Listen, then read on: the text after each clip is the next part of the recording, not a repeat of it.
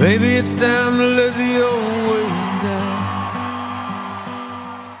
So Jackson Maine has hearing loss from noise exposure, and as a result of that has tinnitus or ringing in the ears, and that's quite bothersome to him. And I think what you see throughout the movie is you see him struggling to communicate. Of course, someone who's in the hearing world or has a family member with hearing loss may appreciate that. Probably a lot of other people may have missed that. But during the movie, he actually has difficulty communicating with other people, and that's all from noise exposure. So it's noise exposure that causes hearing loss. Tinnitus affects over 30 million people in the United States. So it's actually quite common. Most people, they're aware of it. It's not too bothersome. They live with it.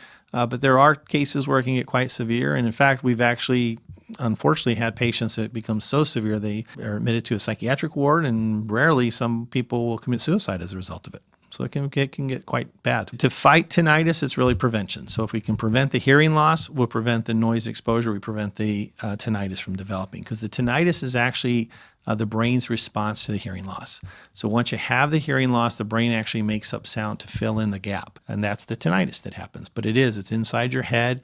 It's a very real sound to the person who has it. It's not something we can, necessarily measure, but it is inside, and it can be quite bothersome for people. Musicians tend to be much more sensitive to any type of change within their hearing. Unfortunately, musicians are also in a very difficult position because many of them are around loud noise, especially those that are performing in large venues. But even musicians that are performing in small venues, the noise level inside the small venues can actually get quite high.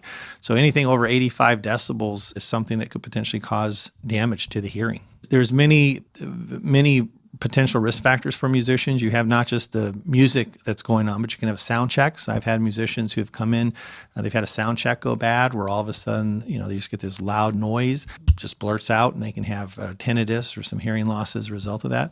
And then, of course, just being around the music or being around loud noise, even for a short period of time, can sometimes be enough to cause damage. So ear monitors are devices. They look somewhat similar to hearing aids. They're basically a mold fits into the ear canal, and there's a little device behind them. So they are similar to the old-fashioned hearing aids. They serve two purposes. One is they actually help protect the ear from loud sound, ambient sounds that are coming in, because basically all the music that you're going to hear is actually piped in through the in-ear monitors. The significance of that is when you're on a large stage, the sound can actually be different depending on what part of the stage you're at. So you may, for instance, if you're closer to the drums, or if you're in a band and you're closer to one musical instrument, you'll hear that louder than, say, other musical instruments. And so by piping in specifically what's being put out through the speakers, you can control and have better. The advantage is you have better control over the sound quality that's coming in or you're listening to when you're on stage. So as you move around the stage, it all is very consistent. And the advantage, of course, is that it helps protect the ears.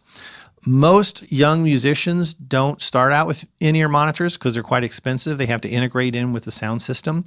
And so they get used to listening to sound just kind of in its natural state. And so some people are resistant to the in-ear monitors because they feel it doesn't give them that same kind of natural sound sensation that they would have if they didn't have something in their ears. So anybody who's moving forward in career in music, I would recommend having in-ear monitors. Music is essentially 12 notes between any octave. 12 notes and the octave repeats. It's the same story, told over and over. All any artist can offer the world is how they see those 12 notes.